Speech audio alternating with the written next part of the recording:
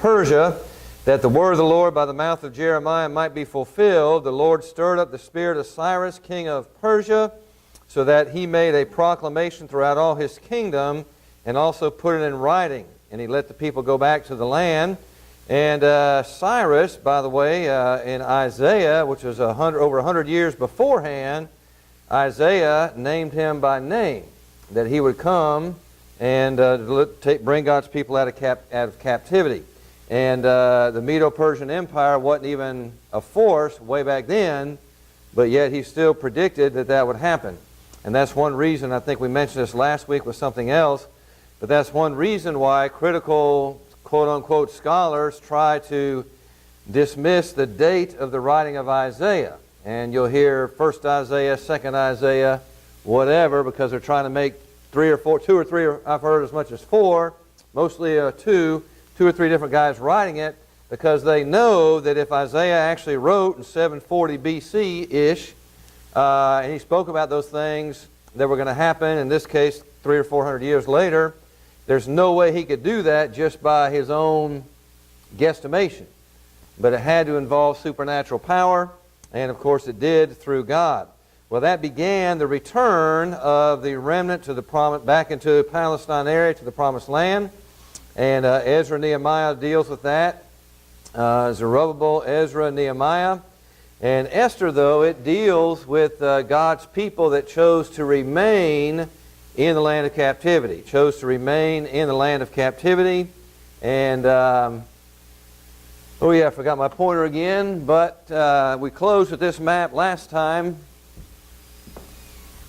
Wow, all right, amen. Yeah. And, of course, this is kind of small, kind of gives the whole world empire sort of thing.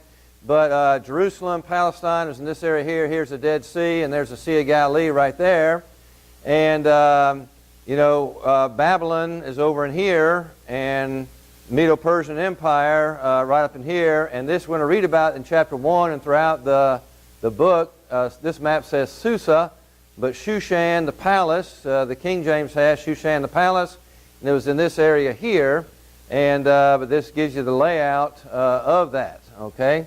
But and so the people that return, they would return through here, but there are those that did choose to remain in the land. And we do see the providence of God in here, and we mentioned this last week that Esther is one of 2 books that does not mention the name of God. None of the names of God is in that, Jehovah or Adonai, Lord. And because of that, as we talked about last week, some scholars, quote-unquote, did not think it was inspired of God. But, and the other book, by the way, is the Song of Solomon, but we'll study that some other time, okay? All right, and that's not a bad book either. They're all good, all right? But anyway, the book of Esther, and so Esther, chapter 1, and I don't have the slides here today, didn't get a chance to get that together, but verses 1 through 22, God's providence. Oh yeah, and another thing we mentioned last week, and we'll see it throughout this book, that even though it doesn't mention explicitly a name of God in here, we see God's fingerprints throughout. We see God taking care of His people, and we see a lot of things happening through His providence that really, providence to me is more amazing than miraculous, signs and all that. Because miraculous and signs only involve specific people at a specific time. And but yet the providence of God, He brings all kinds of things in through the world, not against their will, but He uses them, like Cyrus, for example, that we looked at. He'll use Cyrus to bring his people back, and that a pagan king. All right? But in verse 1, Esther 1:1, now it came to pass in the days of Ahasuerus. This was the Ahasuerus who reigned over 127 provinces, from India to Ethiopia. Oh, took out the car keys as my pointer, but that's not it. But Ethiopia down in here, from India, and that would be way over here, he ruled this vast area here. And this map is kind of color-coded just to show, Egypt and Babylon and Medo-Persia and then Greece. But really, like Egypt, they were the main power around this Mediterranean basin. Of course, Babylon, they had all this in their heyday, at least, on paper anyway. But Medo-Persia, when they came and took over Babylon, obviously they had their empire, then they took over this and all, and so, that map is just kind of segmented just to show you the main areas of the different powers. All right? But this takes place in verse 1 there in the days of Ahasuerus, and as we mentioned last week, the writer writes it after the fact because he says there in the parentheses, who reigned. This was the Ahasuerus who reigned. And so it's shortly after that, but yet it's still past that. And so when the events took place and when it was written are not exactly the same time, but within memory of each other. All right, and of course the usual formula, now it came to pass here, generally introduces Bible history, books, the books of history as we call them, and it recounts what has gone on before. And as we mentioned last time, Ahasuerus is also known as Xerxes, and technically speaking, he's Xerxes the first. And his reign was 486 to 465 BC, and he was the son, and depends on your Bible and the diacritical markings, Darius or Darius the first. And Darius or Darius, depending on your Bible, is mentioned in Ezra chapter 4 and verse 4. All right, and again, in the prophets that correspond with Ezra, Nehemiah, and Esther are Haggai, Zechariah, and Malachi. And not so much in the book of Esther, but in the books of Ezra and Nehemiah, we see overlap. We see references even made to Haggai in the historical books and vice versa.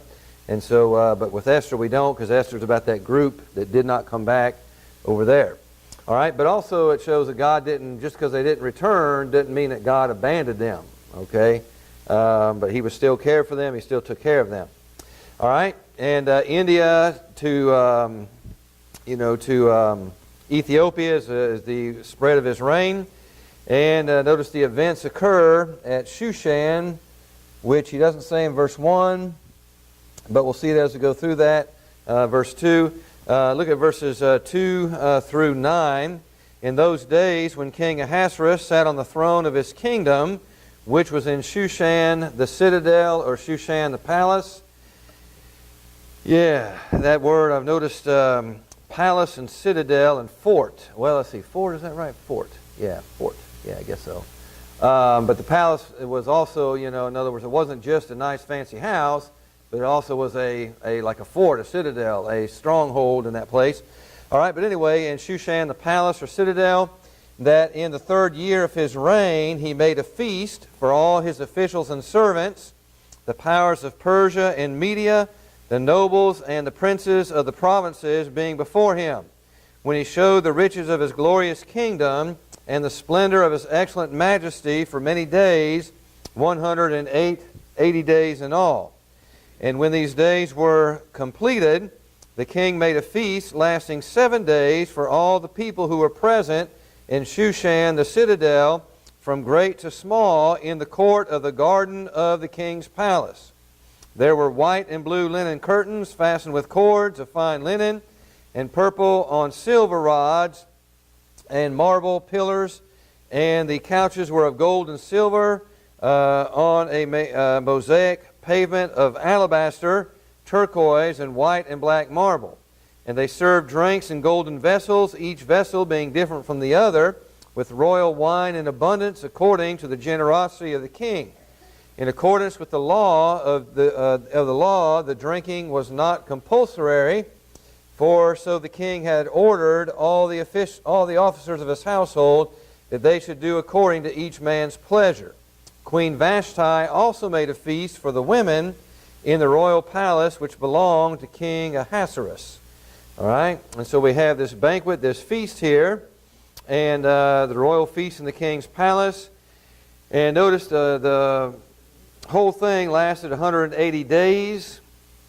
Well, actually 180 days of it was given for the king's officials. And, well, it's kind of like, and you see from the golden bowls and all that, the furnishings and all that, it was kind of a brag session about, look at my kingdom. And it kind of reminded me of, Daniel chapter 5, meeny, meeny, tickle your farsi, there. And of course the gold, it doesn't explicitly state it here, But the gold vessels and all that were likely taken from Babylon, who took it from other things. I know in Daniel 5 it explicitly mentions they were actually using some of the furnishings of the temple that Babylon destroyed in Jerusalem, and they took back some of the gold and so forth. As a matter of fact, and we mentioned this maybe last week, in fact, just reading through the Bible, when you read about 1 Kings and all the gold that Solomon had access to, man, that's incredible. Never heard of such things, man. But anyway, they would get gold from all over the place where the people that they would conquer, and they would melt it down and use it for their own thing. Sometimes they keep it intact like this with these bowls and all that. But again, it was mainly just a brag session. And, in Daniel chapter 5, when the king there did it, I forget his name now. Somebody may remember that name. No, that was Nebuchadnezzar's son. I think it started with a B. But anyway, that's why we got a Bible, though. But anyway, I wanted to say Belteshazzar, but Belshazzar. Okay, not Belteshazzar, but Belshazzar. Yeah, that was him. But anyway, in that case, that's when the handwriting came on the wall, your kingdom is removed from you, or whatever. That's not the case here. But anyway, it's the same type of thing, just a brag session here on that. And then after the 180 days, where to say that then, when these days, in verse 5, when these days were completed, the king made a feast lasting 7 days for all the people. And so there was 180 days for the officials and such. And then for the rest of the people, for all the people, there was a feast that lasted 7 days. And again, it was still held at Shushan. And the word feast there is the idea of a banquet. And the court of the garden in verse 5. Then the court of the garden. And that would have been an area within the palace grounds. There would have been a pavilion, a colonnaded banquet hall, and such. And always when we read this, these may seem like minor details sometimes, but they're really showing historical accuracy. I mean, the Bible is 100% historically accurate. And, of course, we don't always have a correlation in history of everything the Bible says, but when it does say something about history and about something we know about history, it's always accurate. In fact, the Bible actually changes, when people unbiasedly examine and look at it, it actually changes objectively evidence to change what some people used to think. And so those details are given there, but that's telling us that this is historically accurate. Go ahead, Nick.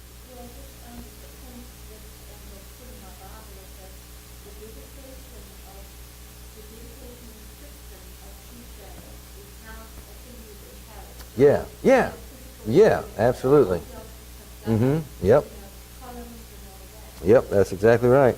That doesn't make it true because it's always been true, but it corroborates what we have here in the Bible. And it's awesome. And I can't think of it offhand, but there's probably more than one where, archaeologists and all that said such and such a thing existed over here, and that was it.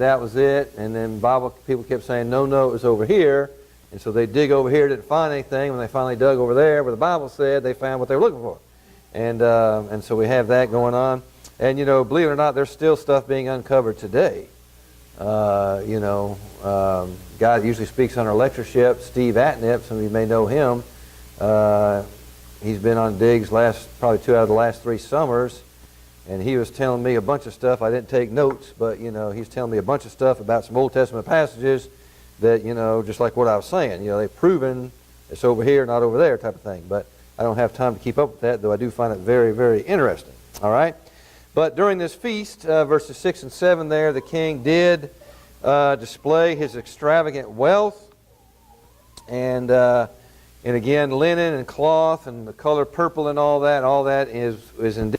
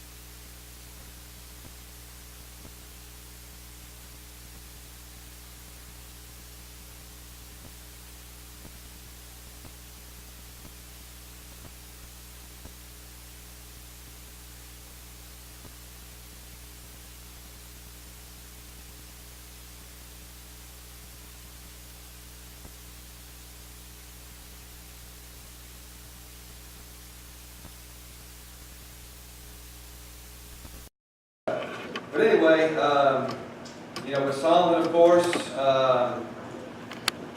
terms of the women and all that. But anyway, in verse 9, Queen Vashti here, she refuses. Well, she hasn't refused yet. We'll get to that here in just a moment.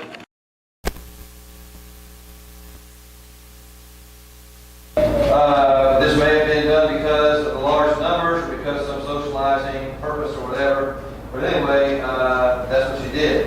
All right, now verses 10 through 12, Vashti refused to present herself before the king. And in verse 10, on the seventh day, when the heart of the king was merry with wine, he commanded.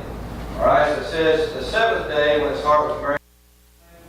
And again, we of this, really 180 days even before that. Now he's to the point where he commands Mehuman, Biztha, Carbona, Bigtha, Abagtha, Zethar, and Carcas, 7 eunuchs who served in the presence of King Ahasuerus, to bring Queen Vashti before the king, wearing her royal crown, in order to show her beauty to the people and the officials, for she was beautiful to behold. All right, in verse 12, Queen Vashti refused to come at the king's command, brought by his eunuchs. Therefore the king was furious, and his anger burned within him. All right, and so the king calls for Vashti to come before him, and the king's request occurs on the last day of the feast. And again, his heart was merry. One translation maybe says high spirits, and the word can mean anything from cheerful to drunk. But it seems the drunk part is more in line with what's going on in the context here. And he does name his 7 eunuchs. And again, the eunuchs were men that usually were taken from captivity, and like Daniel, Shadrach, Meshach, and Abednego, and they were close to the king. And usually the eunuchs would work in, of course, the harem also. And but anyway, these eunuchs were in charge of bringing her, and so they go to give the king's orders. Vashti refuses the king's request. All right, now, of course, it does say she was beautiful to look upon. Well, he had to be, excuse me, blind running drunk, because his requesting her was not acceptable under the Persian customs. Right. She, according to one of the commentaries I read, she was insulted that it was immodest of her to go before. And she felt it was beneath her statute to turn in her position. Right. But I always thought, well, she's a little mean on the end. But when I read the commentary, it was not acceptable in the Persian customs at that time for her to be there by herself. Yeah. And of course, the text doesn't give a reason why she refused, and so, but just the fact that she did refuse, something about that wasn't something that she was gonna do. And again, it only mentions the king's crown. I don't think he wanted to appear, before that date or anything like that. So I'm going to take that view. But I think it's just kind of like a bragging thing, kind of carried over to check out this woman I have. And again, it'd be totally out of place for her to do that. And she probably figured the guy was drunk by this time, but whatever the case, she just refused to do that. And it was pretty commendable on her part. She definitely risked. How much she contemplated what was at risk and so forth, we just don't know. She may have thought, well, he's drunk, he doesn't mean it, he won't remember it, no big deal. But, of course, it was a big deal to him as we read in verse 12. And so exactly what was going on in her mind, the Bible just doesn't tell us. We can think of some things that would be going through our mind if we were in her place. But again, it just doesn't say. But the fact that she did refuse, it does say that, and that was pretty significant in that situation there. The king was burning mad, verse 12, at her refusal. And again, partly because she denied his power, and partly because of embarrassment, I'm sure, before the peers. And, He also thought it would set an example. Yeah, later on, he had to take care of that situation because it would set a bad example. It would set a precedent he was afraid of. But at this point, it's kind of like, you know, if you ever had kids and maybe they're in their rebellious stage or whatever, and you say, oh, you know, Johnny over here, he can play the trumpet pretty good. Johnny, come out here and show him how you can play. And he just pops an attitude and says, no, I'm not going to do it. And, you know, there's kind of a little bit of embarrassment, kind of, you know, this kind of thing. Well, this would be like a hundredfold back because, you know, here in this brag party and all that, and he wants to bring her out. He does say she was good to behold, beautiful to behold, but she refuses. So it kind of leaves him kind of like, oh no, kind of embarrassed. And She had no business doing it in the first place. right, and that might have been her thinking, you know, that's why, you know, he's drunk, he doesn't know what he's talking about, I should be doing this anyway, he doesn't really mean it, whatever. But whatever the case, she refused to do it. All right, and so the king didn't take too well to that. And so verses 13 through 22, the king dethroned Vashti as queen. And if you look at verses 13 through 15, the king said to the wise men who understood the times, this was the king's manner toward all who knew law and justice. Those closest to him being Karshina, Shethar, and Metha, Tarshish, Marsina, and Memucan, the 7 princes of Persia and Media, who had access to the king's presence and who ranked highest in the kingdom. All right, what shall we do to Queen Vashti according to the law, because she did not obey the command of King Ahasuerus brought to her by the eunuchs? All right, so she did violate law. And there's one thing about this we're going to see, and this may be our first indication of it here in the book, that the Medes and the Persians, they really stuck to the law. You know, if it's written, it's written. You're going to see that with Haman and the letter and all that kind of thing, and where they talked to him, the king, to want to destroy the Jews. And so they really, really went by law to the T. If, you know, there had to be an act, I would say act of Congress, that would happen, but an act of God or something, I say that loosely, in order for them to change the law. Because they wanted to keep the law and order and all that. So he calls his most trusted. And notice it says here, those who understood the times.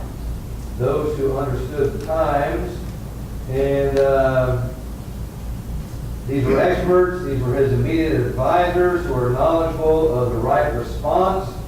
And Joseph was this to Pharaoh in Genesis 41, verse 8.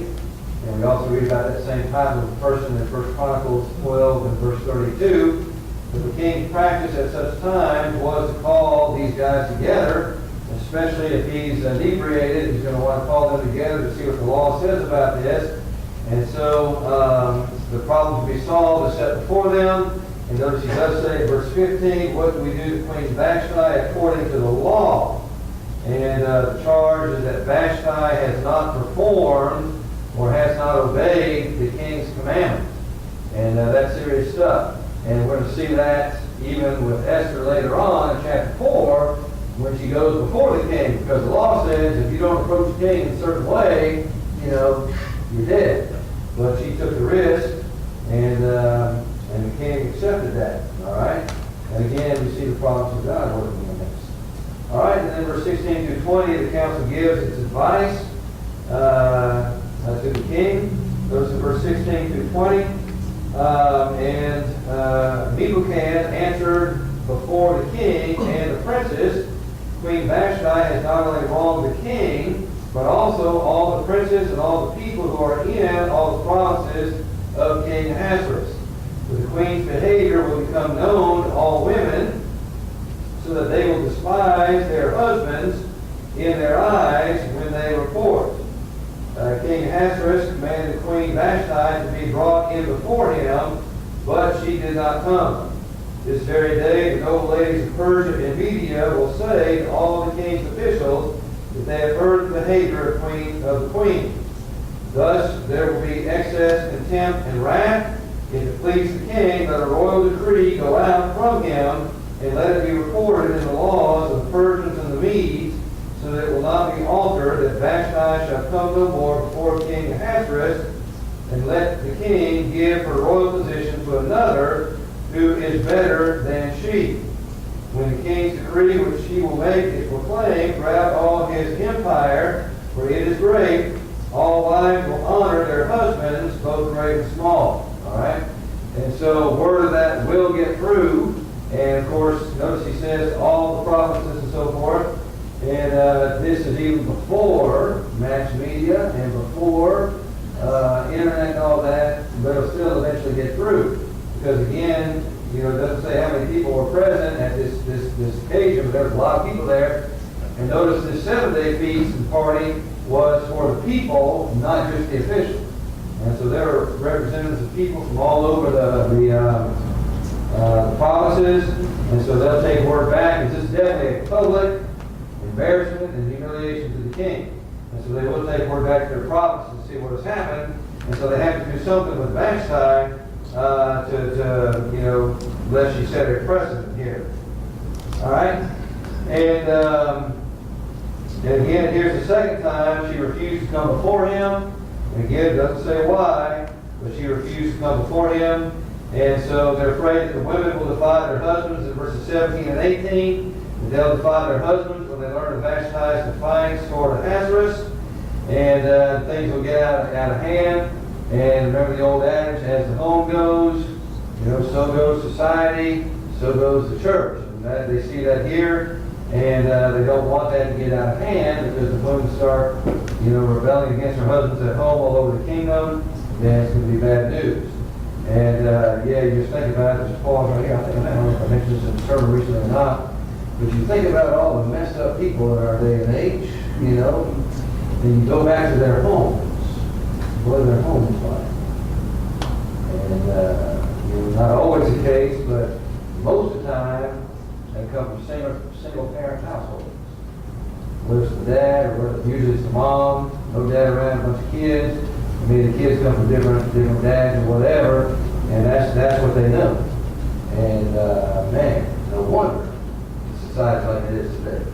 And so one of the solutions to that is to get back to the home, mother and father and the kids being brought up as they could. I always make the statement, like my 2 kids, I had it from the womb up. When you got it from the womb up, it's a lot easier. You're doing, about the other kids doing my God's work. But man, it's hard when you get them in the middle there. But anyway, just keep on teaching. But Ephesians 5:22. yeah, wives, submit yourselves to your husbands and to the Lord. That's it. 5:22. And that's God's plan. That's God's plan from the beginning. Yeah, but then if you take God out of the household, That's it. there is no household. That's it. And then here too, going along with this idea, Proverbs 4 verse 1, wine is a mocker, strong drink is a brawler, and whoever is led astray by it is not wise. Yeah. And so, had he have not been in this state, That's it. the whole circumstance would have been completely different. Oh yeah. Yeah. But Esther would have come on the scene. So, we see the promise of God. I don't want to mention a passage, but one of my favorite passages that's got me through a lot of things is Romans 8:28. All things work together for the good, to them who love the Lord, to them who are called according to his purpose. And so there's nothing that can happen to us that won't make us better, stronger Christians in the long run if we allow it. If we allow it. And we have a say in that if we allow it. All right, and so despise their husbands. So the council devises a royal decree made to banish Vashti from the presence of Ahasuerus. And again, one could expect a death penalty from something like this. If that wasn't given, it's just a total banishment from the presence of the king. Now notice in verses 19 and 20, this was to be written. I believe this is the first time we hear the explicit statement. We'll hear it again, though, to be recorded in the laws of the Persians and the Medes. That will be referenced at least 2 or 3 more times throughout this book, the laws of the Persians and the Medes. Again, they're real sticklers for the law, keeping the law, having it right in. And here's our objective standard. We're going to go by this law. You can't change it. Right. In fact, sometimes in Esther it'll have that epitaph with it, unchangeable, or it changes not. The laws of the Medes and Persians, it changes not. And we'll see that as we develop it, and we'll get the first glimpse of here. All right? And then he says to give her royal estate or position to another. And it may be another way of saying the same thing above, that she not appear before the presence of the king, or it may refer to another aspect of her punishment. But either case, the word is given to seek out another queen who is better, as it says there, who is better than Vashti. And there, better is more obedient to Vashti. And then verses 21 through 22, and here the king follows the advice of his council, and the reply pleased the king and the princes, and the king did according to the word of Memucan. Then he sent letters to all the king's provinces, each province in its own script, and there in its own script, its own dialect, and to every people in their own language, that each man should be master in his own house and speak in the language of his own people. And again, throughout the provinces, you're going to have people, different languages, different dialects. And again, these provinces are made up of a lot of people who were taken captive from other lands and brought over here in this area and throughout the empire and all that. And here again, now, even though it's in the inspired document, here is a king, here's a culture that realizes putting the message in the language of the people is what needs to be done. And of course, God knew that a long time ago, and He'll show that again in the book of Acts, with speaking in tongues and so forth. But God wants His word in the language of the people, but even secular rulers realize the value of the orders to be in the language of the people. All right? And so each man is master of his own house to speak the language of the people. All right? And so the advice pleased the king. This was a deliberate indication. Putting it in writing and sending it to each of the provinces. Here's a deliberate law, a deliberate actions being taken. And the king made it known throughout the empire what he had done about Vashti's insubordination. Again, every people, every language. And, there may be an indication there that people had foreign wives and other things like that. But again, it's in the language. And I do have a note here. The decree being written not only in Aramaic, but the language reserved for royal decrees, but here also the language. And the one source here names some of the people that would have likely been involved: Elamites, Akkadian, and Persian. And three common languages. These are the three common languages that appeared in many of the Persian inscriptions and stuff that we have found. They're probably hanging in the Louvre or whatever. Those languages. All right. It's not uncommon. Like when Jesus was crucified, his accusation was written in Hebrew, Greek, and Latin, and so these languages were there as well. All right, just ended just right. So we'll pick up in chapter 2 next time. I don't know who has announcements tonight. Who has announcements?